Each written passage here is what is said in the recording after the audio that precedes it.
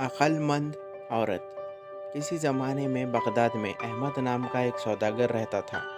देश विदेश में इसका कारोबार फैला हुआ था। वो बड़ा ही शरीफ और रहमदिल था। इसकी सखावत और रहमदिली के चर्चे दूर दूर तक मशहूर थे।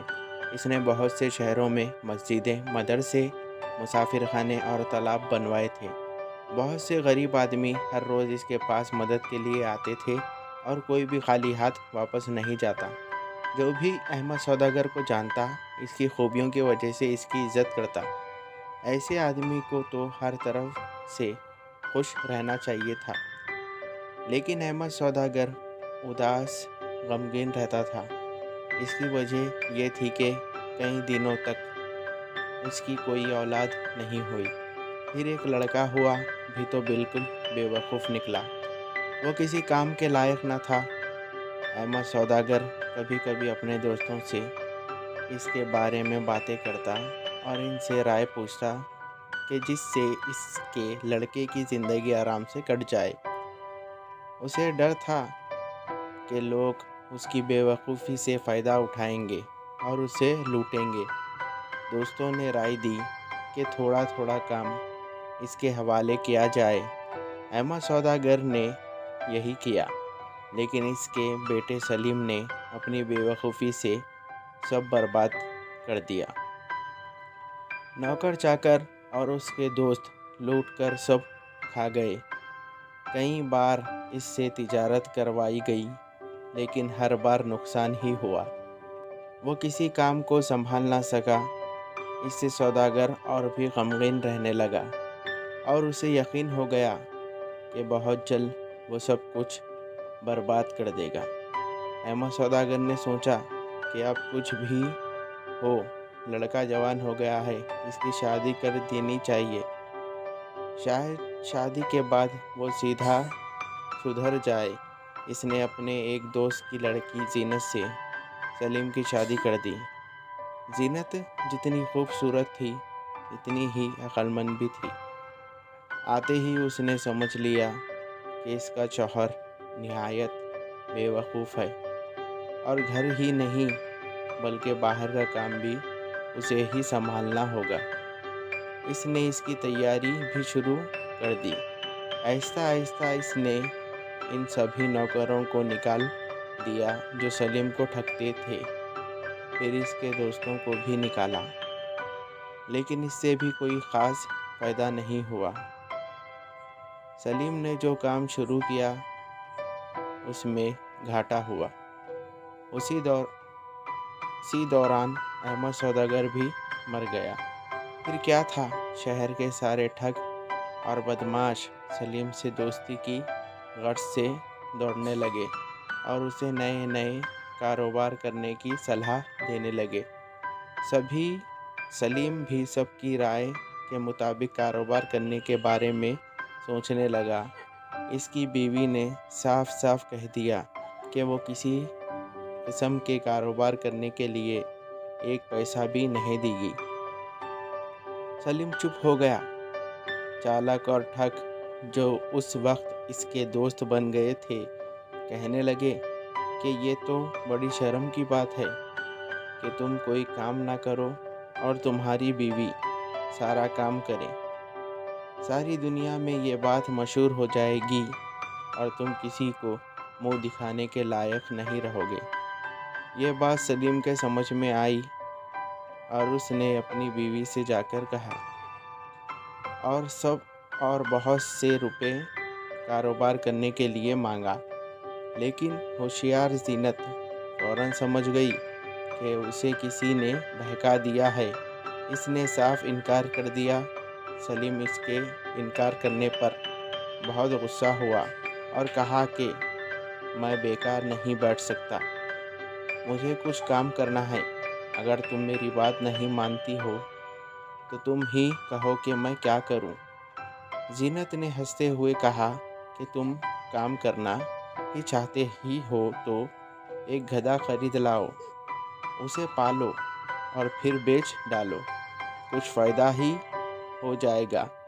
जीनत ने ये बात मजाक में कही थी, लेकिन थोड़ी देर के बाद उसने देखा कि सलीम मोटा गधा ले आ रहा है। उसने अपनी बीवी को देखते ही कहा, लो देखो कितना अच्छा गधा लाया हूँ। जीनत को अपने शौहर की बेवकूफ़ी पर बहुत तकलीफ़ हुई और इसने कहा, मैंने तो बात मजाक में कही थी, जाओ उसे फ़ौरन बेचाओ। सलीम फिर गधे को लेकर बाजार की तरफ निकला।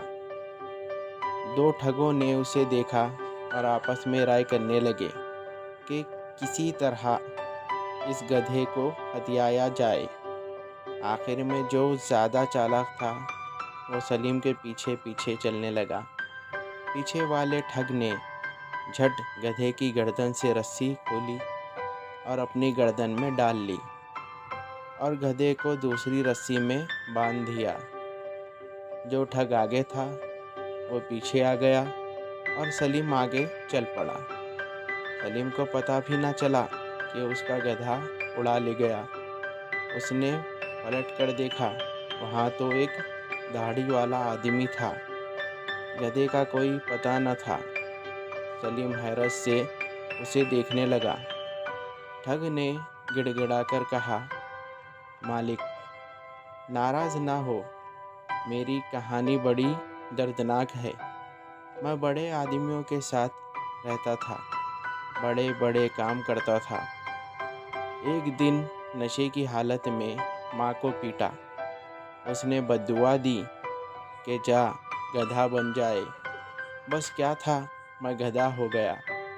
अब मालूम होता है कि मेरी माँ ने मेरी ख़ता माफ़ कर दी है और मैं फिर आदमी बन गया हूँ। जब तक ज़िंदा रहूँगा आपको याद रखूँगा। सलीम ने इसकी गर्दन से रस्सी खोल दी और ठग चला गया। सलीम ने घर आकर सारा किस्सा जीनत को सुनाया।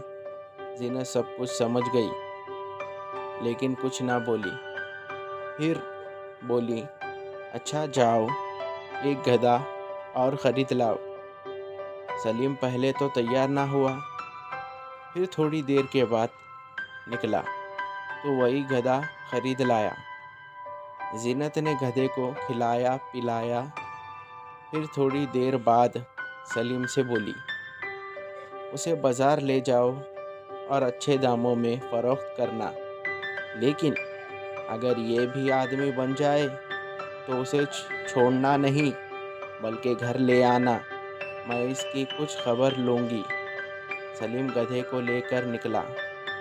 इस बार फिर इन दोनों ठगों ने उसे देखा, लेकिन इस बार वो नहीं गए बल्कि एक साथी को भेजा और पहले ही की तरह एक ठग सामने से आकर इससे बातें करने लगा।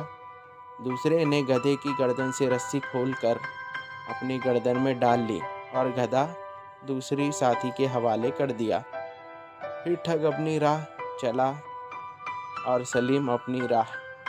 पहले ही की तरह गधा थोड़ी दूर जाकर रुक गया। सलीम ने देखा तो फिर वही तमाशा, गधे की जगह एक आदमी बंधा हुआ है। वो बहुत घबराया और ठग ने फिर वही कहानी दोहराई कि वो अपने बाप की बद्दुआ की वजह से गधा बन गया था।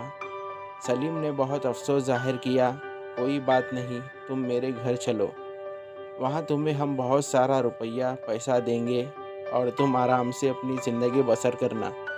ठग भी लालच में आ गया और खुशी खुशी उसके साथ हमराह हो गया। जब सलीम घर आया और अपनी बीवी से सारा हाल कह सुनाया तो उसकी बीवी ने अपने नौकरों से कहा कि इस आदमी को एक कोंढे से बांध दिया जाए। उसे कोंढे से बांध दिया गया तो वो रोने चिल्लाने लगा। जीनत ने अपने नौकरों से कहा कि जाओ इस गधे से कहो कि तुम्हारी माँ बाप की वजह से मेरे दो गधों की कीमत बाकी रह गई है। दोनों गधों के दाम वापस कर दो, वरना हम इन दो गधों का काम तुमसे लेंगे और कभी ना छोड़ेंगे। यह सुनकर ठग बहुत घबराया और रोने चिल्लाने लगा, लेकिन जीनत ने अपनी एक ना सुनी। आखिर दूसरे साथी आ गए और उन्होंने जितना पैसा ठगा था वापस कर दिया और ठग को छोड़ा ले गए। Thank you.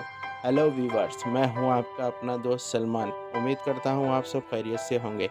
अगर आप मेरे चैनल पे नए हो तो मेरे चैनल को सब्सक्राइब करें और बेल आइकन को ऑल पे सेट करें ताकि मेरी हर आने वाली स्टोरी का नोटिफिकेशन आपको मिलता रहे। अगर आपको ये स्टोरी अच्छी लगी तो इस स्टोरी को भी लाइक करें। तब तक के लिए मुझे दीजिए इजाज़त। Thank you for watching.